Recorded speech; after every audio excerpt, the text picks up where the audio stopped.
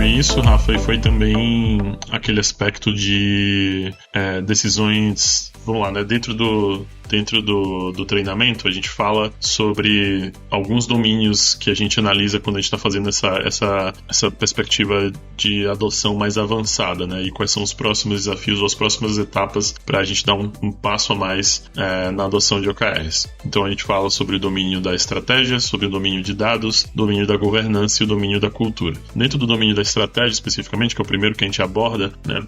A gente analisa 2 critérios, a princípio. Um que é sobre a clareza da estratégia e um outro que é sobre quão compartilhados os objetivos, né, e a estratégia é dentro da adoção de OKRs, de como elas estão representadas inclusive nos objetivos e nos Key Results. Especificamente, né, nessa discussão de objetivos e estratégia compartilhada, a gente percebe que existe uma relação bem importante entre entender, né, o quanto de impacto sistêmico ou local que as decisões que a empresa, as lideranças e as pessoas envolvidas tomam versus, né, o quanto que isso vai conseguir impactar em contextos estratégicos, táticos ou operacionais também dos OKRs. Então aquela listinha que eu estava levantando lá, que eu pedi ajuda, ela no final das contas tinha a ver com isso, né? Da gente conseguir identificar quais são os tipos de decisões que podem ser tomadas dentro de uma empresa, que elas vão naturalmente ter um viés mais sistêmico e, portanto, ajudam a gente a pensar em impactos mais compartilhados, né, mais amplos assim, na condução da estratégia, versus decisões que às vezes elas são muito locais e, portanto, vão ter um impacto menor e talvez sejam menos preciosas para o contexto de OKRs. E só para entender melhor, essa discussão, vocês já tinham sentido essa dor dentro de algum cliente ou nos próprios treinamentos, ou foi mais no feeling ou realmente teve explicitamente pessoas falando, cara, quando chega aqui, não consigo ir pra frente? A gente tem um cenário que é extremamente comum, né, que são objetivos construídos de maneira muito cilada, né? Então, esse é o problema raiz, eu diria, que puxa a discussão e esse critério ali dentro do domínio da estratégia, né? Quando, por exemplo, times criam objetivos e key results para si mesmos ou para os produtos que eles somente tocam, ou quando uma área cria um objetivo e um key result como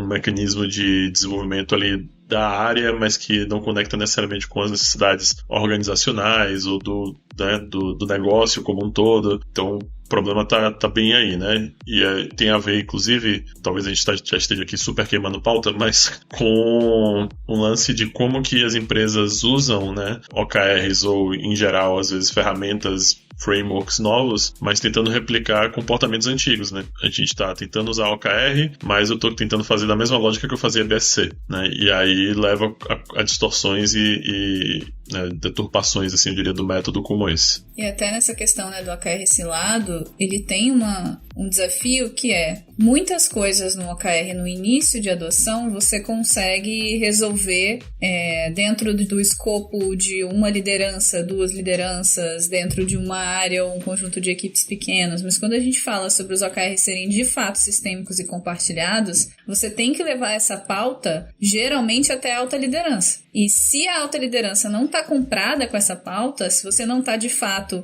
gerando um movimento que é ponta a ponta na organização, dificilmente você vai conseguir implementar OKRs que efetivamente vão ser tracionados de forma colaborativa e não em alguma medida ainda muito locais, né? Dentro de uma área, dentro de uma diretoria, mas sem extrapolar para aquilo que realmente é estratégico para a companhia como um todo. Muito bom. E, Flor, acho que tem um ponto também que a gente partiu um pouco, né? Todo o treinamento avançado, ele parte de um ponto que legal, implementei OKRs, coloquei lá a governança em prática, já vi vários benefícios disso. Mas se eu não levo isso para um nível que realmente modifica a cultura, e como o Tio estava falando ali, eu acabo replicando os comportamentos anteriores dentro desse modelo, rapidamente vai existir um colapso do uso de OKR. Porque a mudança ela não vai se sustentar a longo prazo se eu não mudar os comportamentos. Então, acho que esse é o problema principal, né? É a gente olhar para os OKRs para além dessa primeira implementação, para além desse experimento inicial e os desafios que vêm para que o negócio realmente esteja enraizado, né?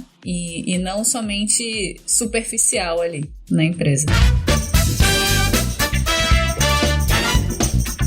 Sejam bem-vindos ao Love the Problem, o podcast oficial da K21 e agora também Nowhere, onde trazemos novidades, dicas e tudo de mais relevante no universo corporativo, com carinho, toda semana para você.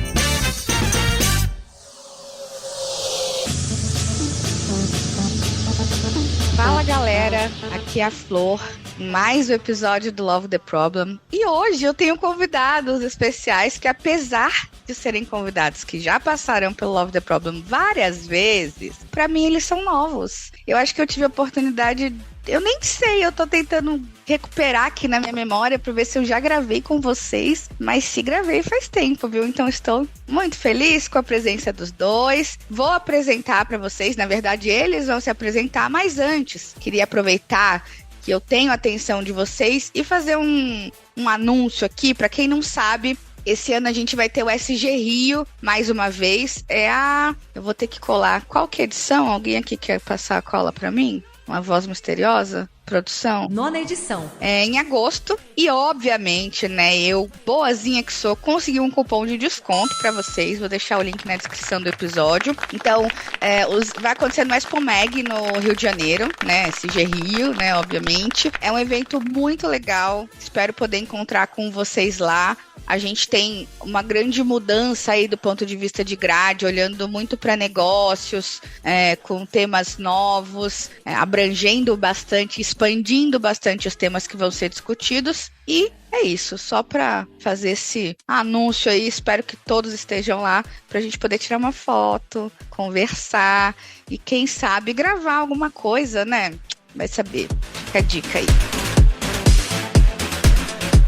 Como eu falei, os convidados super especiais de hoje, eu trouxe muito por conta de uma discussão que rolou internamente aqui na Nowhere K21. A gente estava conversando um pouco sobre a KR e aí me acendeu uma luzinha, porque com certeza é um tema que já passou muitas vezes aqui. A gente tem uma playlist sobre a KR, né, dos episódios do Love the Problem, mas sempre tem uma discussão muito acalorada sobre o tema. Então, eu falei, cara, com certeza essa dor ou esses desafios que vocês estão trazendo e enfrentando e a gente está discutindo, tem outras pessoas que estão passando pela mesma coisa. Então, trouxe maravilhoso Rafael Montenegro, mais conhecido como Chewy, e Rafaela Fonseca, Rafinha, linda, maravilhosa, que eu tenho o privilégio de trabalhar todo dia com ela para poder falar para vocês. Mas antes, eu queria que eles se apresentassem, por favor. Quem vai dar honra? Eu vou começar aqui saindo de dentro do armário do Love the Problem, tirando poeira daqui. Faz muito tempo que eu não gravo nesse negócio, então desculpa aí qualquer coisa, se eu tiver meio enferrujado, se eu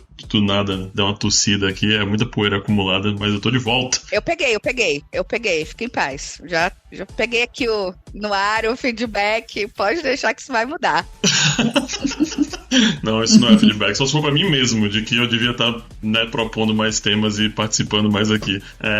Mas, pô, uma ótima oportunidade, um ótimo tema pra voltar e falar. Eu e Rafinha, dupla dinâmica, sempre juntos nessas empreitadas pra falar desse negócio chamado OKR.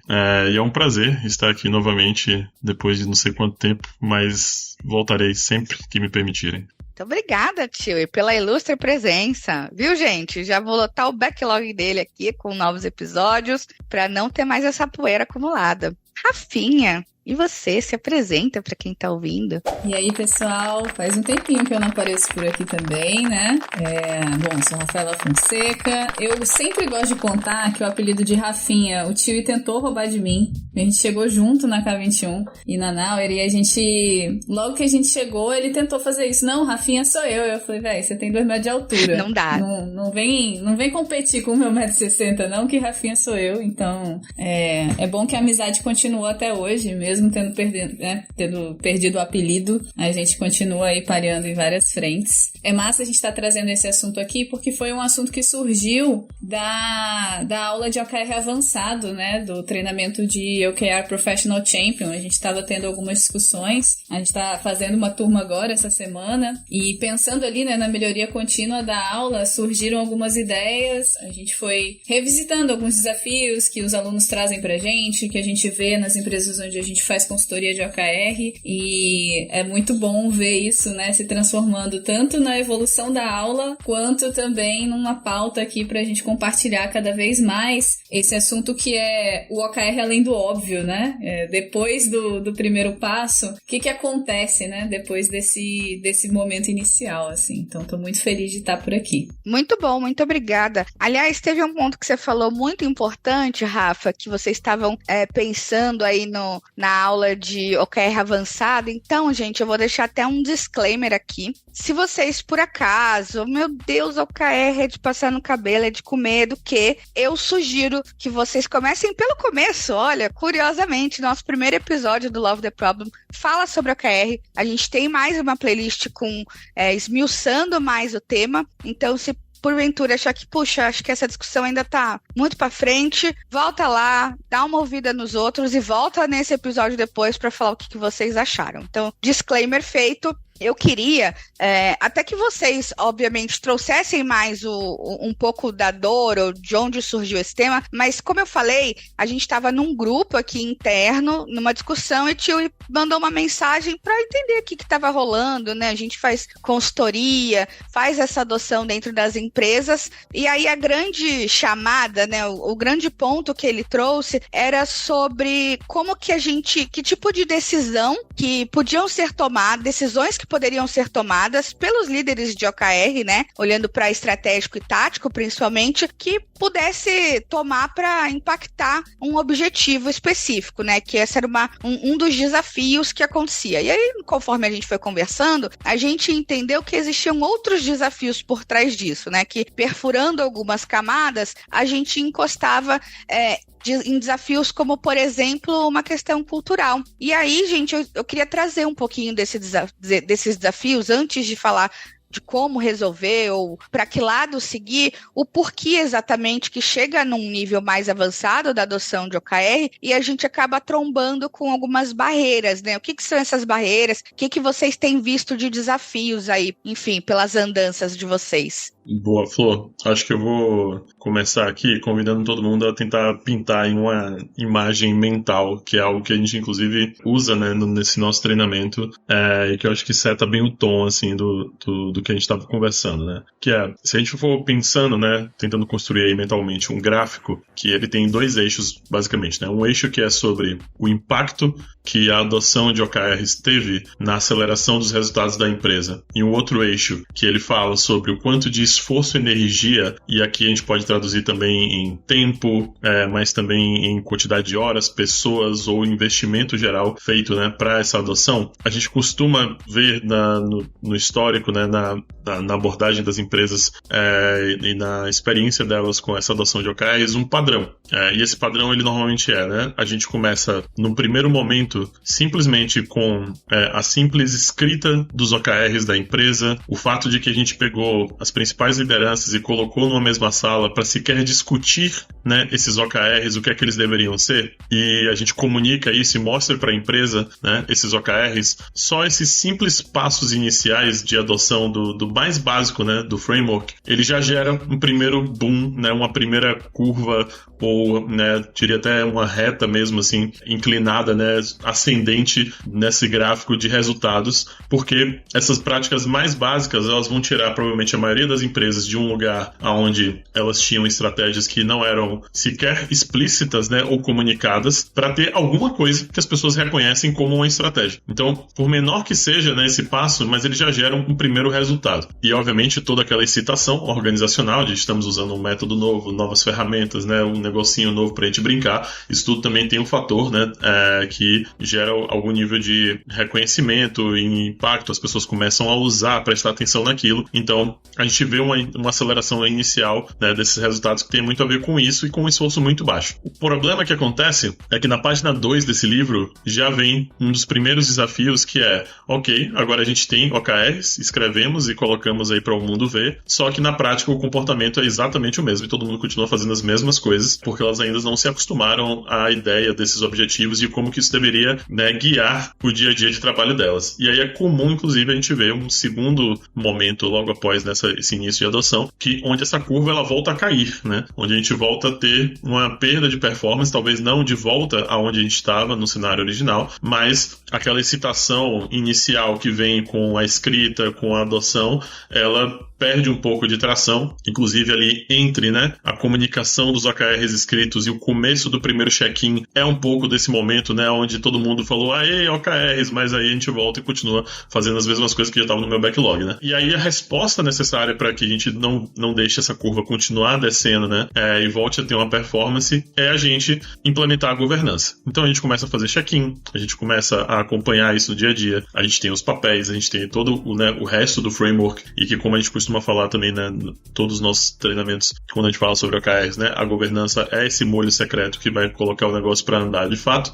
Uma vez a governança implementada, essa curva ela volta a crescer, a gente volta a ver uma melhoria, e normalmente é aí que os resultados mais expressivos acontecem, seja num primeiro ciclo anual, né, de um ciclo estratégico, ou seja, nos primeiros ciclos táticos em 3, 6 meses, 9 meses de adoção de ciclos táticos, com a governança tomando essa cadência, tomando forma, a gente começa a ver efetivamente as pessoas mudarem comportamentos, a darem resultados melhores, né, focarem naquilo que é realmente importante, descartar coisas que não fazem mais sentido, todos aqueles, né, benefícios que a gente espera. Porém, e aí é o ponto crítico onde a gente chega, né, a essa discussão, esse segundo momento de subida de performance, ele se torna rapidamente num platô. Então a gente vai ver que o comportamento, né, essa nova cultura, esse novo comportamento se instaura efetivamente, né, as cadências passam a fazer parte do dia a dia da empresa, ganham uma naturalidade, mas a gente começa a ver, né, que todo o impacto que a gente tem de colocar objetivos explícitos, fazer gestão dessas métricas, né, ter momentos recorrentes para fazer a gestão desses objetivos, isso tudo vai se tornando parte natural da operação da empresa e a gente começa a não ver mais uma crescente e na performance, né, ou nessa aceleração de resultados. E aí é que vem o ponto de a gente precisar então entender nesse nível muito mais detalhado de onde que estão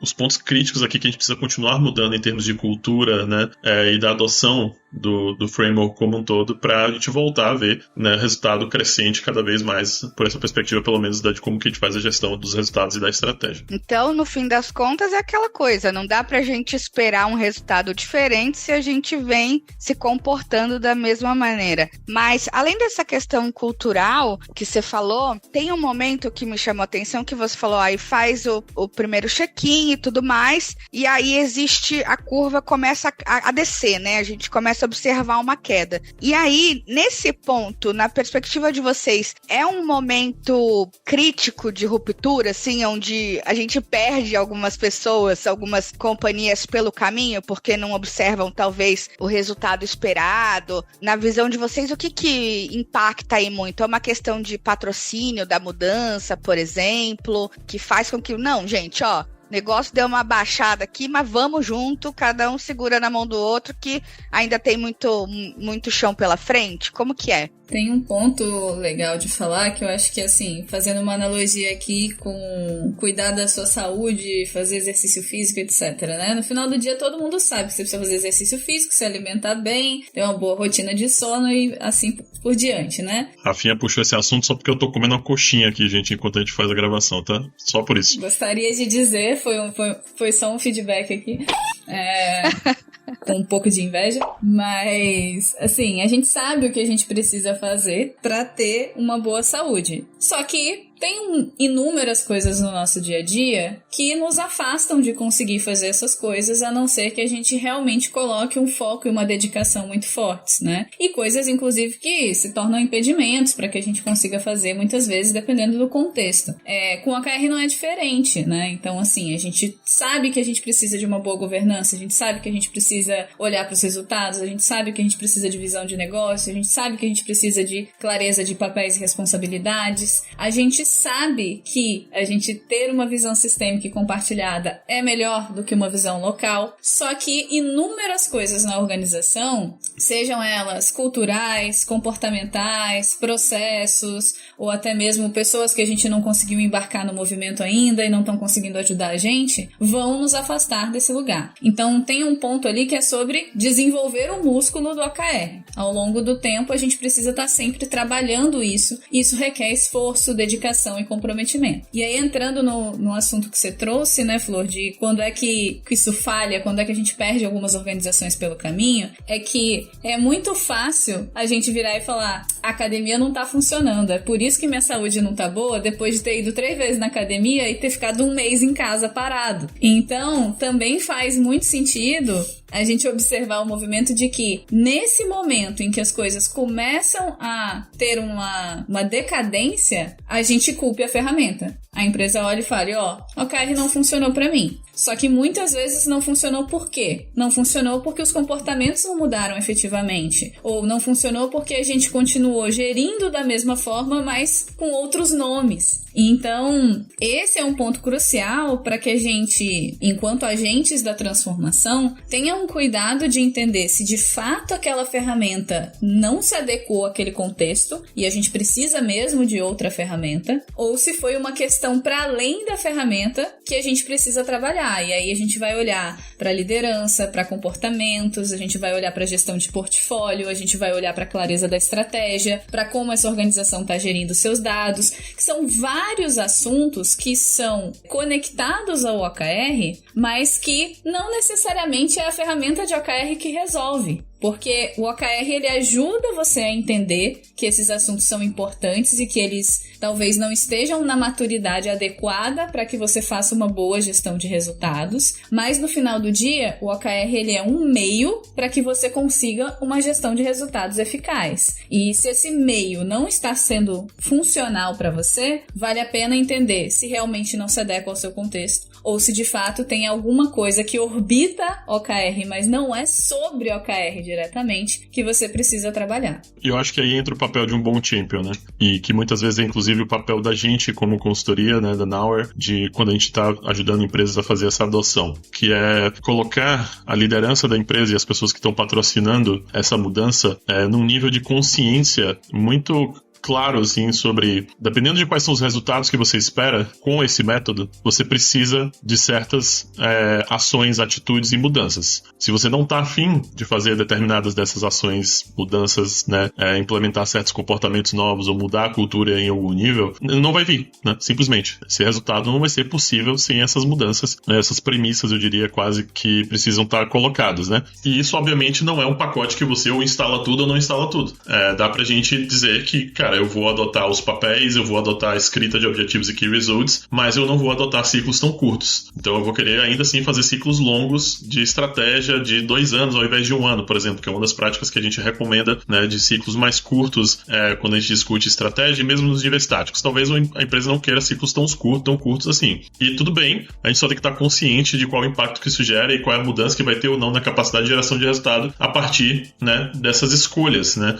Algumas dessas escolhas talvez elas sejam duras demais ou inviabilizem sequer um mínimo de adoção, né, do framework. Por exemplo, eu quero fazer OKRs, mas eu não quero escrever objetivos e key results. Aí, né, ficou um pouquinho difícil da gente trabalhar. Mas, assim, se eu quiser mexer no tamanho do ciclo ou, né, nos papéis, na maneira como eles usam ou interagem com o framework, né, nessas cadências, no formato das próprias reuniões e da governança, então existe algum nível, obviamente, sempre de maleabilidade que a gente pode implementar, mas isso precisa ser uma decisão consciente, né? E não que a gente deixe que seja simplesmente o reflexo de uma cultura antiga que ainda não foi capaz de mudar. A gente não deixar que simplesmente porque a gente fazia as coisas de determinada forma, com outras ferramentas, que tinham outros intuitos e outros resultados esperados, agora a gente vai continuar fazendo da mesma forma, só que com um nome novo, e esperar que agora isso vai dar magicamente resultados novos, porque não vai, efetivamente, né? Então tem esse papel, eu acho que, tanto do champion, como esse agente de mudança, mas também da liderança de estar consciente sobre essas escolhas, para que a adoção ela seja efetiva, né, e a gente veja, né, esse ponto de alavancagem efetivamente sim acontecendo, né, na implementação. E aí, tio, e olhando para essas decisões que você falou, principalmente desses papéis, né, do champion, do agente da mudança, que tipo de decisão a gente entende que esses líderes eles poderiam tomar para conseguir chegar, obter o impacto que eles esperam. Porque, como você mesmo falou, não adianta nada a gente tentar mudar o nome ou tirar uma coisa dali, colocar uma coisa ali, se a gente continua com o mesmo comportamento e cultura que tinha quando adotava outras abordagens, né? Então, se vocês pudessem trazer, assim, elencar algumas decisões que são relevantes quando se chega nesse momento, né? Meu Deus, o que eu faço agora? Para onde eu posso, que tipo de decisão eu posso tomar que vai me ajudar a causar esse impacto? O que vocês trariam, assim? Queria que a gente falasse um pouquinho, meio que explicando e a gente discutindo sobre essas possíveis decisões aí. Acho que a gente pode, talvez, tentar elencar aqui, né, e falar sobre algumas, mas dividindo principalmente entre, acho que os dois principais contextos que a gente tem normalmente dentro da adoção de OKRs, que é o contexto estratégico e o tático, né, porque no final do dia eles têm naturezas muito próprias, né, embora eles usem o mesmo método, a mesma forma de escrita, cadências, né, a governança tem suas similaridades, mas são bichos diferentes, eu diria, né, quando a gente está falando do contexto estratégico e do tático. Começando pelo estratégico, né, eu acho que um primeiro ponto super crítico, né, e que a gente normalmente não tende a pensar sobre isso quando a gente está falando sobre a estratégia, é a questão do fatiamento, né, ou seja, a capacidade das lideranças, sejam elas lideranças de OKR, efetivamente, né, ou seja, um líder de OKR que tem ali um OKR para movimentar, né, e para buscar resultados, ou mesmo as lideranças e stakeholders que estão de alguma forma envolvidas e patrocinando ou colaborando para o atingimento daqueles OKRs, a capacidade que essa liderança tem em pegar problemas complexos, questões complexas, grandes, que normalmente, eu acho que aqui é o ponto, né, crítico disso, ser um tipo de decisão e de tomada de decisão muito importante para o nível estratégico, porque no nível estratégico a gente está acostumado, né, historicamente e culturalmente, a pensar grande, a fazer as coisas pensando em 3 anos, 5 anos, 10 anos, em fazer movimentações que normalmente elas são complexas, do tipo, eu vou lançar um produto todo novo, eu vou entrar no novo mercado que eu não atuava antes, então isso normalmente envolve, né, decisões muito complexas e gigantescas, né, em alguma medida que move diferentes áreas da empresa, que precisa movimentar muitos recursos. Então, se a gente quer, dentro dessa lógica do OKR, de em ciclos curtos, né, ver um impacto já efetivo nas nossas métricas de negócio, essa capacidade de fatiamento, mesmo nesse contexto estratégico dessas iniciativas maiores, acho que ela vai ser super importante, né, para a gente delimitar escopos mais precisos de qual é o problema efetivo que a gente está querendo alcançar e quais são as métricas ou resultados específicos que a gente está tentando também ali movimentar naquele contexto. Boa. E olhando para o estratégico, Rafa, o que mais você entende que pode ser uma decisão a ser tomada para causar esse impacto? Legal quando você fala Rafa, complica um pouco a situação. Ai, Rafinha, Rafinha. É que pra mim é tio e eu já acostumei. Ótimo, assim mesmo. Mas voltando ao assunto, acho que tem um ponto que sempre é uma dor, acho que na maior parte, né, das organizações, é que por mais que a gente queira OKRs compartilhados, tanto no âmbito estratégico quanto no âmbito tático, a decisão deles serem compartilhados precisa vir do estratégico. Ela precisa vir do C-Level, ela precisa vir da alta liderança para que isso de fato aconteça, né? Porque, claro, né, no início de adoção pode ser que não seja viável.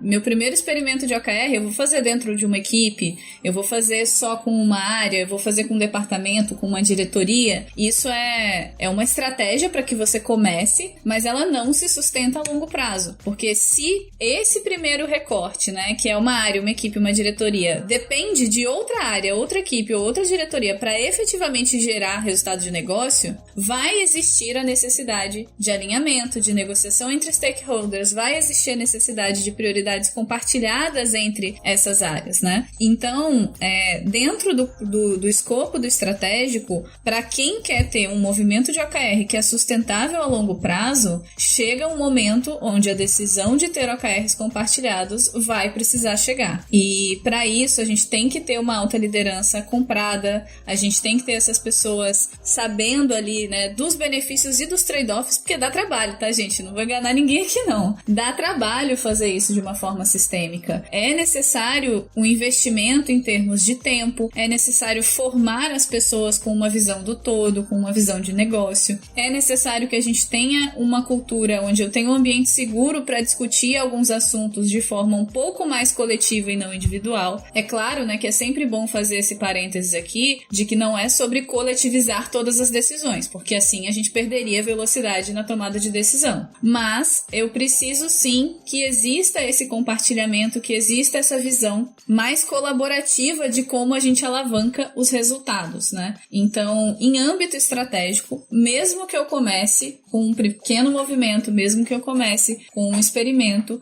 a longo prazo, a gente precisa olhar de forma compartilhada, porque senão, lá na frente, o movimento de OKR não se paga. E isso é um risco grande, porque a gente vai investir muito tempo das pessoas para gerir cada pedacinho da organização de forma individual. E aí, Tio sempre traz uma frase maravilhosa, que ele tem a referência aqui, eu vou falar a frase do meu jeito, ele já vai lembrar automaticamente da referência e vai trazer, que é: otimizar cada parte, não otimiza o todo. Traz a referência original aí, Tio, por favor.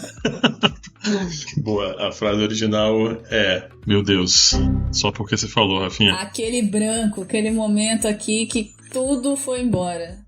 Tentando lembrar o começo da frase. Já lembrei aqui. O desempenho do todo nunca é a soma das partes separadamente, mas sim o produto das suas interações, né? Com a frase de Yakov.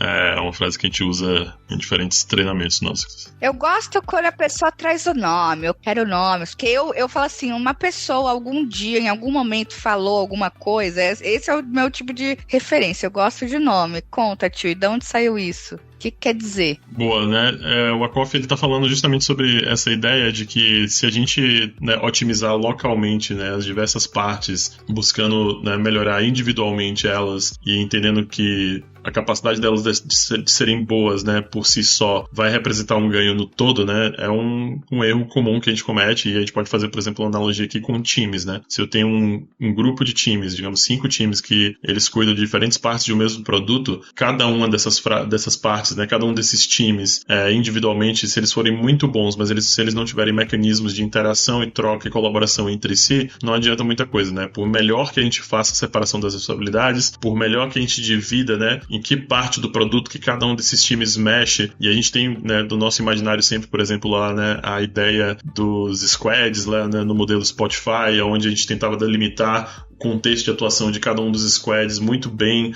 para diminuir ao máximo o nível de dependências entre os times, ou pelo menos dentro de uma tribo, né, que toma conta de uma determinada parte do produto, mas ainda assim, né, a gente no final das contas, num produto complexo e grande, como normalmente os produtos de alto impacto são, a gente vai precisar olhar para a interação entre essas diferentes partes, né? Então, a gente conseguir gerenciar essas interações entre essas partes, que nada mais é do que a gente gerenciar dependências, rotinas, governanças, né? Formas com que a gente toma decisão, com que a gente aloca recursos, com que a gente designa pessoas, né? Todos esses tipos de decisão que, no final das contas, impactam, né, sistemicamente em como que a gente está gerindo o todo da nossa organização, é o que a gente está falando aqui nessa frase do Akoff sobre o produto das interações, né? Boa, então deixa eu recapitular aqui até onde a gente foi. Então, a gente está falando numa perspectiva estratégica, né, de decisões a nível estratégico, então sobre fatiar, né, a capacidade que essas lideranças, elas conseguem pegar um problema grande e complexo e transformar em fatias menores.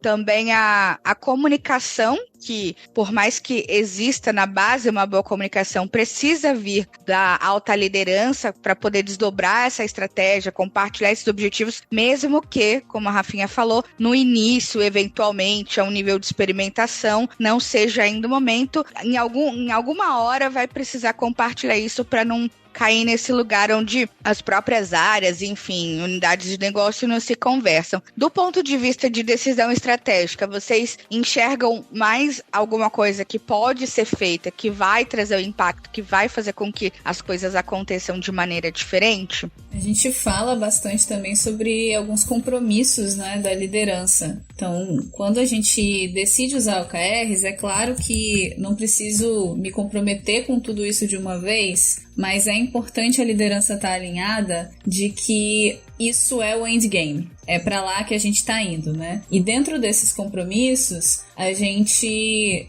destaca alguns, né? O primeiro é tempo de qualidade. Então, lideranças precisam ter tempo de qualidade para discutir sobre OKRs. Precisam estar ali próximas do que está acontecendo. Não é só um momento onde você espera que as pessoas vão operacionalizar a sua estratégia e que você não vai ter muito esforço para isso. Então, enquanto liderança, é necessário estar perto. É claro que ao longo do tempo você vai formando e desenvolvendo pessoas para que você consiga delegar mais as decisões, mas de forma alguma você, enquanto liderança, vai sair 100% de um processo de OKR. Por quê? A gente está falando das prioridades mais estratégicas da empresa. Então não faz sentido a liderança se afastar desse movimento completamente. É claro que ela consegue sim delegar, então é comum que no começo precise dedicar muito mais tempo do que depois, mas não existe esse afastamento completo. Esse tempo de qualidade ele é necessário e ele é um tempo de vida inteira aí, né? Enquanto a gente estiver fazendo a operacionalização da nossa estratégia por meio de OKRs, a gente vai precisar dessa presença. E digo mais, né? Mesmo que você escolha outra ferramenta que não seja OKRs,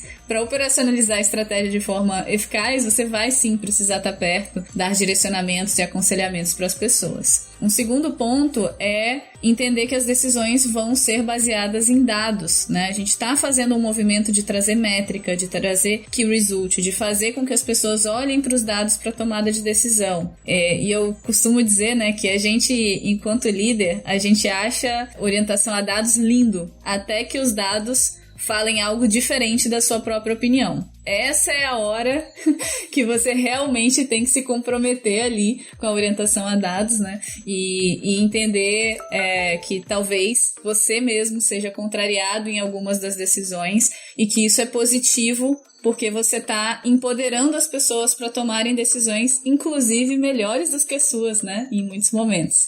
Então é importante a gente ter essa clareza que esse desconforto vai vir e que ele faz parte do processo. A gente também precisa entender que no endgame eu quero sim ciclo curto. Então, como o Tio falou, no início talvez eu não consiga um ciclo tão curto, mas a gente quer acelerar resultados e a gente não vai conseguir acelerar resultados se a gente não chegar em algum momento com ciclos mais curtos.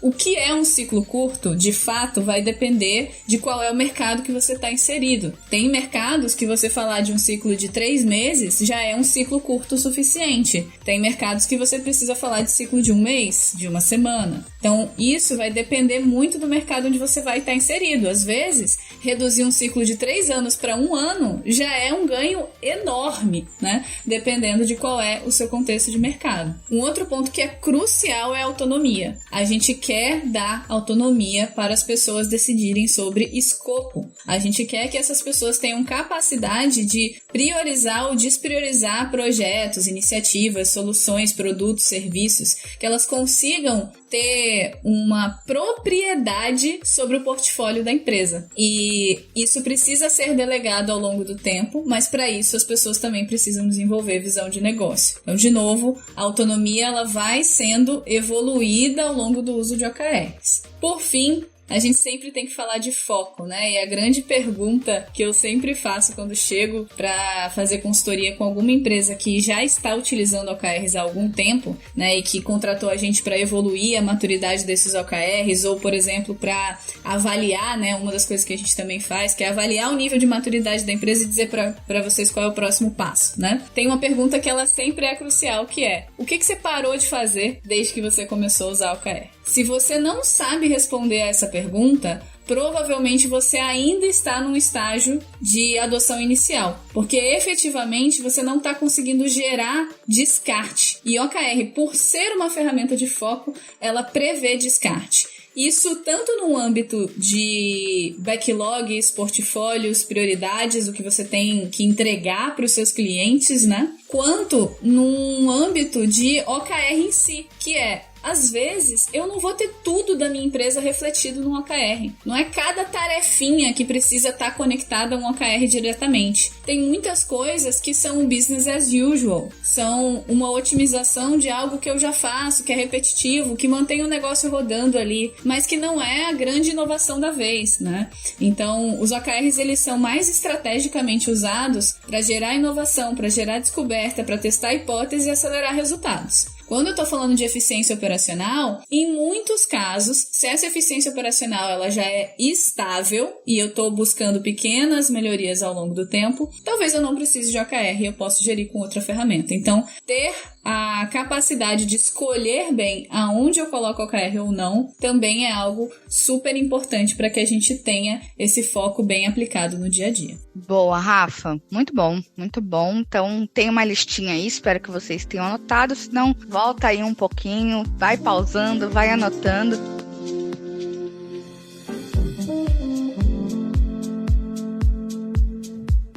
Quando a gente começou a falar sobre as decisões, o Tio ainda trouxe falar, olha, acho que é legal a gente fazer um recorte aqui, falar um pouco sobre as decisões estratégicas, que foram as que a gente acabou de falar, e depois falar de um nível mais tático, né, sobre as decisões que a gente pode tomar dentro de um nível tático. E antes da gente falar um pouquinho sobre essas decisões, eu queria saber, na percepção de vocês, se é possível, se existe o processo de adoção de forma independente desses níveis aí, né, num nível estratégico, depois a ordem natural das coisas é eu desço pro tático ou não. Puxa, se a gente talvez começar pelo tático, isso pode funcionar, não é o ideal, mas acontece, é raro, mas acontece muito, né?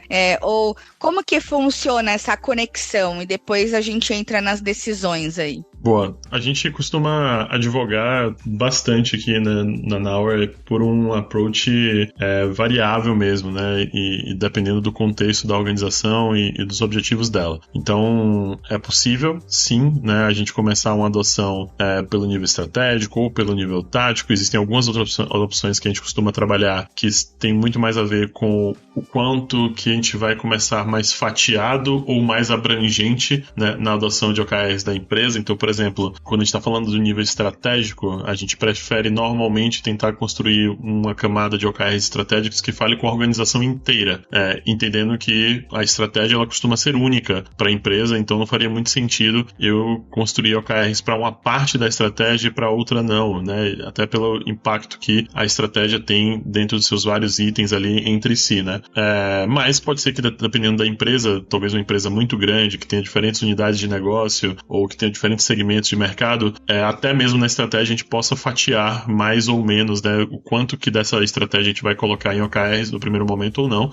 E a mesma coisa no nível tático, né? Eu posso começar no nível tático que olha especificamente mais para um determinado segmento de produtos ou para uma determinada área de atuação ou do nosso mercado. Então existem algumas formas diferentes da gente pensar nisso, mas eu acho que de maneira geral, né, a regra de ouro aqui é a gente pensar que quanto mais sistêmica a adoção for, né, ou seja, quanto mais a gente abranger toda a estratégia da empresa e todo o nível tático, significa que a gente vai ter uma maior capacidade de gerar resultados. Quanto mais fatiado, a gente vai ter uma menor capacidade de geração de resultado, porém, essa adoção ela se torna mais barata e mais rápida no primeiro momento. Então é um pouco sobre essa balança que a gente estava falando aqui, né? Se eu quero ter mais custo e mais esforço de adoção, mas ter um impacto mais sistêmico, ou se eu quero, né, ter um custo mais baixo, uma velocidade mais alta no primeiro momento, mas para isso eu vou precisar abrir mão de um impacto mais sistêmico, né? Então isso é basicamente o que as empresas precisam ponderar quando elas decidem aí a forma de fazer essa adoção, né? Mas indo especificamente aqui para o aspecto do tático, né?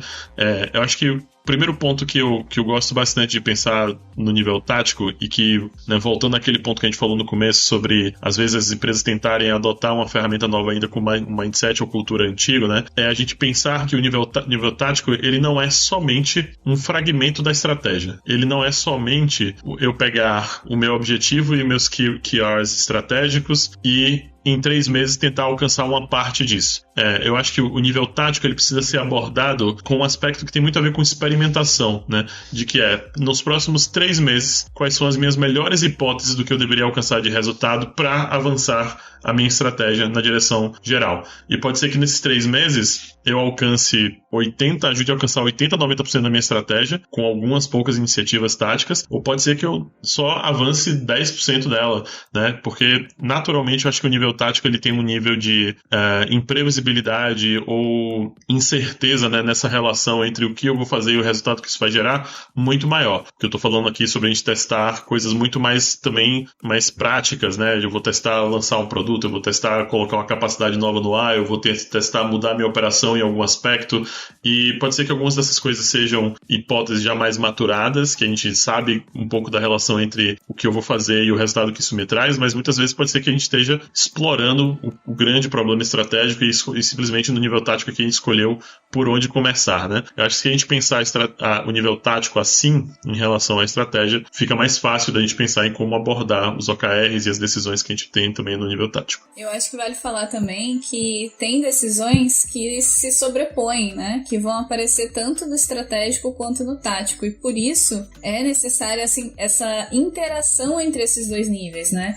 Então a gente fala, por exemplo, de ter lideranças táticas sempre participando dos check-ins estratégicos, como um movimento, né, de que a gente consiga fazer essa conexão. Claro que, se possível, né, dependendo de quantos níveis táticos e contextos táticos, você também quer que as lideranças estratégicas tenham uma visibilidade ali, mas isso é um pouco mais difícil, menos viável, né, porque eu teria que pegar uma pessoa do estratégico e essa pessoa participar de 3, 4, 5, 10 check-ins táticos. Agora, uma pessoa que participa de um check-in tático participar de mais um check-in, que é o check-in estratégico, isso é mais fácil de viabilizar. Então, ter essas pessoas fazendo essas conexões, principalmente líderes de OKR e champions de OKR, mas não limitado somente a esses papéis, é importante para que a gente pense que algumas das coisas, então, por exemplo, se eu tenho uma iniciativa que ela está sendo tocada, primariamente liderada por um determinado contexto tático, mas ela é muito estratégica para a organização, ela precisa de uma visibilidade, ela tem esse potencial de impactar diretamente na nossa estratégia, eu vou ter que estar conversando sobre isso nos dois lugares. Claro que em um determinado lugar, que é o contexto tático, eu vou entrar mais em detalhes, enquanto que no estratégico eu vou ter uma visão mais macro. Mas é importante saber que não é tudo sim ou não, né? Algumas coisas elas entram ali nesse meio do caminho e isso é bom, né? Porque isso potencializa essa conexão estratégia-operação que a gente quer fazer acontecer. Muito bom.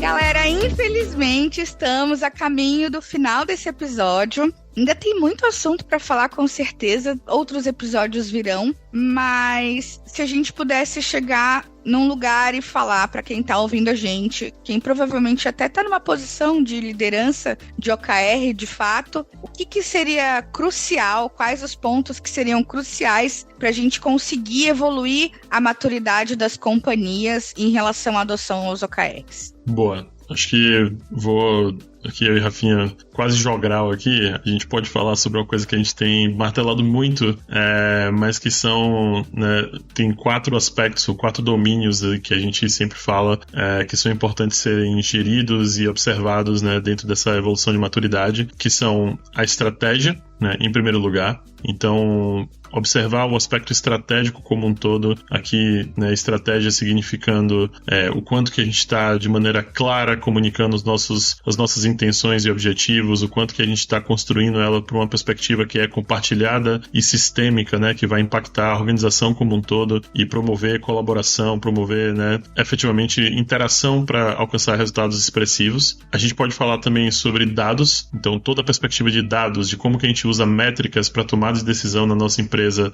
a qualidade das métricas que a gente tem disponível, ela fala muito sobre, né, a qualidade da tomada de decisão que a gente toma no final, e também sobre o quanto que as métricas que a gente usa, elas são de fato representativas ou não da nossa estratégia, né, o quanto que as nossas métricas ajudam a gente a entender efetivamente, né, o comportamento da nossa estratégia. Bom, e aí complementando, né, mais 2 aspectos que a gente olha são a governança, então a gente vai falar dos papéis, responsabilidades, os artefatos, as reuniões que são feitas de fato, e muita gente começa por aí no uso de OKR, mas a gente tem, por exemplo, a gestão de portfólio. Então, a um âmbito avançado de OKRs, esses papéis, artefatos, essa governança precisa se conectar com a gestão de portfólio. A sua gestão de portfólio tem que ser orientada a resultados, né? E a governança como um todo, ela precisa ser usada de forma consciente para resolver problemas reais que estão surgindo na organização. E, para além da governança, a gente olhar para um aspecto cultural também, porque os OKRs, eles são uma ferramenta de comunicação e motivação. Então, a gente tem que ter um cuidado de como a gente evolui essa comunicação dos OKRs, né, dentro da empresa, como que a gente envolve as pessoas, como que a gente faz para que elas, né, engajem nesse movimento, para que elas tenham clareza do que está sendo feito, das decisões que estão sendo tomadas, e também como que elas se motivam, como é que a gente usa os OKRs de uma forma consciente para que as pessoas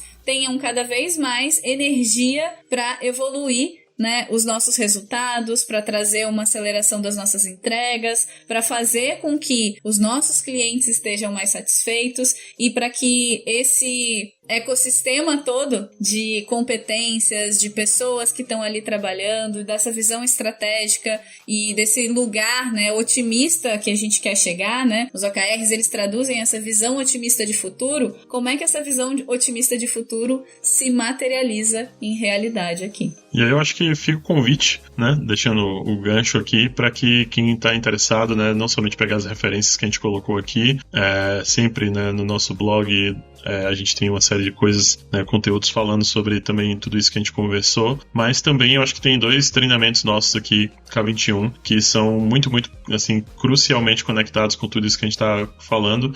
Primeiro deles, o nosso treinamento de OKR Champion Professional, onde a gente justamente dá esse passo, né, de avançar na adoção de OKRs para além do básico e como que a gente forma champions que são capazes de dar esse passo de evolução além dessa maturidade. E também o nosso treinamento de Flight Levels, que eu acho que tem muita coisa que conecta com tudo isso que a gente conversou aqui. O treinamento de Flight Level Systems Architecture, que é um treinamento muito, muito relacionado com toda essa perspectiva de tomada de decisão sistêmica e de mudança organizacional de maneira efetiva, né, para alcançar melhores resultados de negócio, que no final das contas é isso que a gente está tentando fazer, né, gente? Melhorar os resultados das empresas, das organizações, fazer com que a gente seja mais relevante para os nossos clientes, para o nosso mercado. Muito bom, gente. Muito obrigada. Vou fazer sim esse treinamento que eu também não fiz ainda. Queria agradecer a participação de vocês. Com certeza tem muito mais papo para a gente falar sobre o assunto, mas queria deixar aqui os últimos minutinhos para vocês fazerem os seus agradecimentos, recadinhos do coração e coisas do tipo. E mais uma vez, muito obrigada pela participação de vocês. Obrigada pelo espaço aqui também, Flor. É um prazer estar aqui mais uma vez no LTP com todo mundo. Eu queria, acho que eu sempre deixo uma mensagem um pouco parecida com essa, mas acho que todas as ferramentas e frameworks que eu ensino e que eu pratico no dia a dia, elas fazem parte de coisas que realmente mudaram a minha vida, mudaram minha relação com o trabalho, mudaram a forma como eu vejo o impacto daquilo que eu faço em resultados e no dia a dia das organizações, né? E com os OKRs não é diferente. Então, o conselho que eu sempre dou é: usem a ferramenta de forma que realmente gere um impacto na vida de vocês, gere um impacto nas organizações. Se não está gerando esse impacto,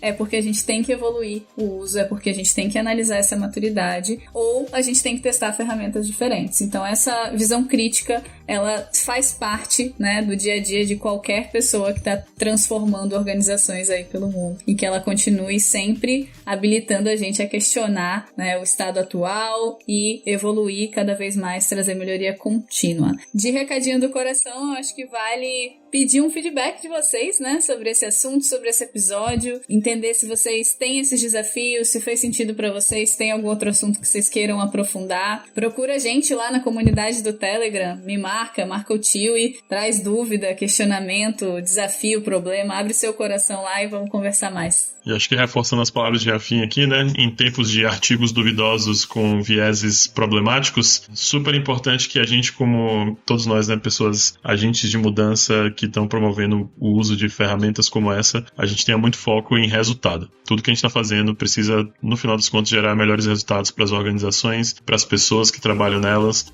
Se não for por isso, não tem tem por que a gente fazer nenhum tipo de mudança. Então vamos focar no que, né, tanto OKRs quanto qualquer outra coisa que a gente está usando pode promover efetivamente de mudança dos resultados da empresa para a gente se tornar mais competitivo, se tornar mais relevante no mercado. Acho que esse é o meu pedido encarecido para todo mundo que faz parte dessa comunidade, que ouve a gente, né? Não se deixe levar por discurso falso, vazio, despropositado. Então, isso dito, muito obrigado. Eu me sinto melhor, menos enferrujado depois dessa participação de hoje, né? Empolgado para voltar mais vezes. Não, espero que não demorando muito, mas é isso. Muito obrigado, Flor, Rafinha, minha parceira de sempre, em todas essas empreitadas malucas da vida. Simbora. Valeu, gente. Tchau, até a próxima.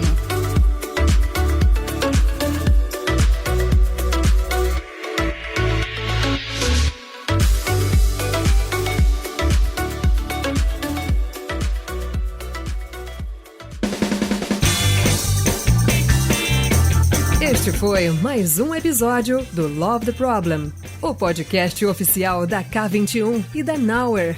Se você curtiu, compartilhe. Inscreva-se no seu agregador de podcast favoritos e espalhe conhecimento por aí. Procure por Love the Problem nas redes sociais e deixe seu comentário ou sugestões. Até o próximo!